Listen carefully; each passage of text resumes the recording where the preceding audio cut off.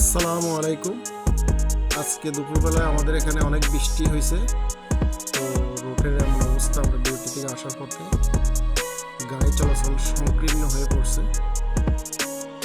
এখন কি অবস্থা, গাড়ি চলতেছে না।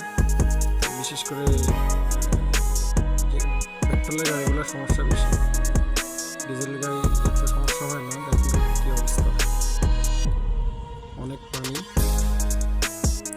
এই দেশে বৃষ্টি কম হয়তো, তাই এরা রোডগুলো করার আগে এত পরিকল্পনা ভালোভাবে করেনি। তাই বৃষ্টি হলেই জনচলাচল একবারে সংকীর্ণ হয়ে পড়ে, জনসংখ্যালতা একবারেই ভালো না এদের।